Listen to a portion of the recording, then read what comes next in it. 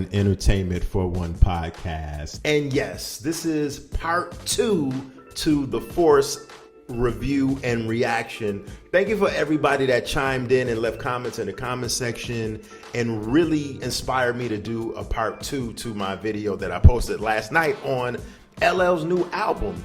And I think sometimes when we say certain words or we use certain verbiage, people kind of take it as us maybe talking down on the album or talking down on someone. But let's be clear here.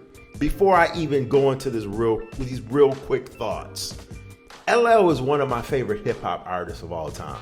Seriously, LL, I'm wearing it well on the shirt here. This is a shirt that I've had for many years. I didn't just go and purchase this because I knew The Force was coming out and I wanted to talk about LL's album. No,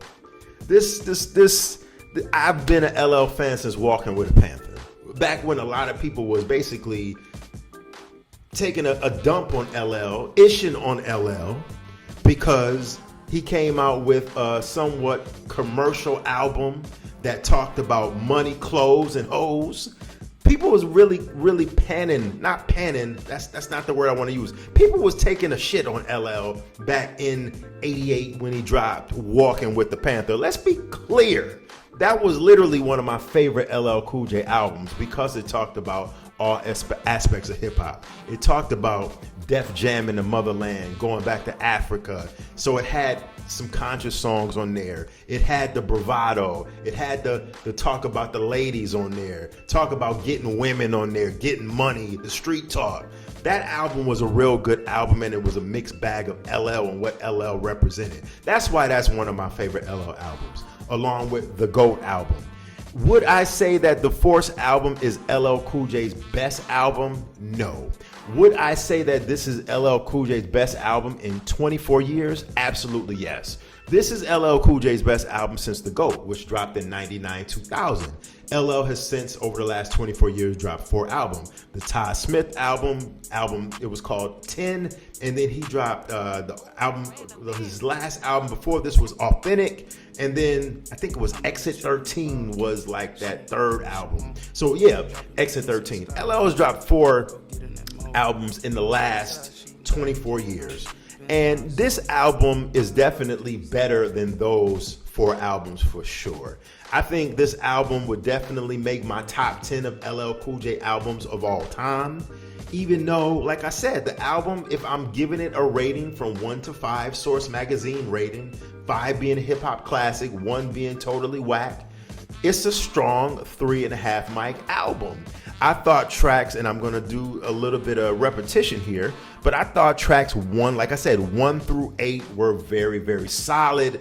Some were extremely good. Like to this day, my favorite song on the album, I don't care what anybody says, beat wise, track wise, instrumentation wise, and just hearing LL over a track that I've never heard something like I would think for him to rhyme over. Saturday Night Special is my favorite track on the album. I said it when it came out, and I'm still gonna repeat that and say that because out of all the tracks on this album, that one has its highest replay value for me because LL had 2 very strong cautionary street tale verses on there, and LL Cool J was taking it back to the streets, and that beat was just so mesmerizing by Q-Tip and so smooth.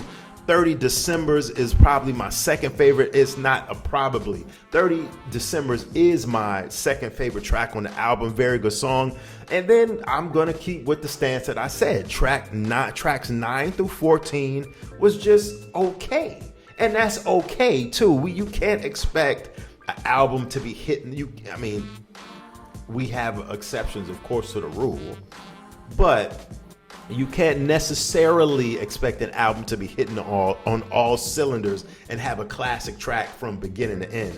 There's a hell of a lot of exceptions out there, but I'm just happy that we got LL Cool J in 2024 with that vigor, with that capabilities to just showcase his high lyricism at the stage that he's at right now. I want you to still comment in the comment section and let me know what you think.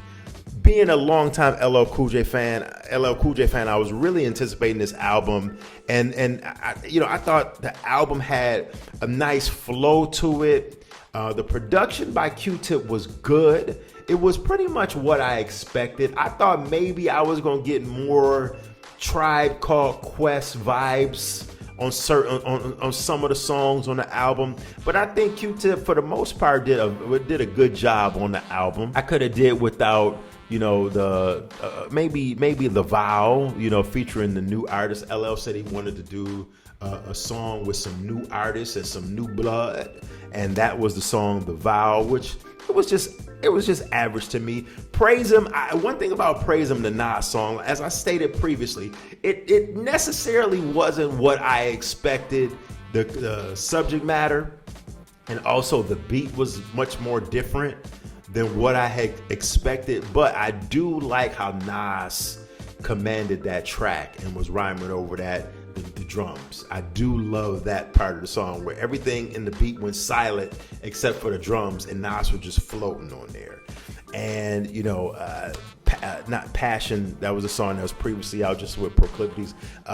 Black Code track 4, that song has that reggae bounce to it, and at the end it has it features Sonya, someone who I'm assuming is, from what I've heard, a little bit of what I've heard about the backstory of the song, is an African artist, and the song at the end has African type of music instrumentation and flavor to it, which I thought was original. But Black Code has a real nice reggae bounce to it, and I like how LL is just talking his shit on that song, but at the same time, it's a vibe. I like that. So overall, like I said, the album is good. There will be no LL Cool J slander here. This is a standard right here for artists that want to try something different, but not necessarily sway away from their total identity. And one thing I wanted to address too, because someone mentioned in the comment section that I was reading that when I said that LL Cool J usually has 50% of his songs on his albums geared towards women. Well, maybe not 50. Let's just say 40, 30, 38. Okay, 38% of LL's content, 40. I'm gonna say 43% of LL's content on his albums are geared towards the ladies. That's just something that we're used to, I'm used to, and to not really get that female content on this album, it was kind of refreshing, because we all heard, we got the Paradise, the Paradises, the A. Maries, the Hey Lovers with the Boys the Men, and we got all of them joints, but LL was taking a real serious tone on this album. And some people have even said, why is LL picking, now 2024 to be conscious and start talking about issues in the black community, racial profiling, police brutality, the unfairness of black people? Why not? There's never too late to do something fresh, something new, to reinvent yourself. Why not? Why not have LL talk about these issues right now when our culture, and I feel like black people, and literally this country, this United States, needs it the most because of everything that's going on right now. I think LL Cool J picked the perfect time to address a lot of these social ills, issues, and just things that paralyze the black community. And not only the black community in the States, North America, but all over.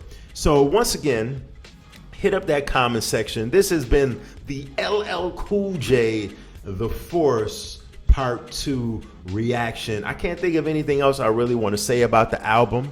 And yeah, it would be nice for LL to continue and to come out with more material. I hope LL doesn't take another 10-year break. But once again, a very good album. And yeah, so I will talk to you later. Until the next video. Peace. You've been watching the E for One podcast. Darling.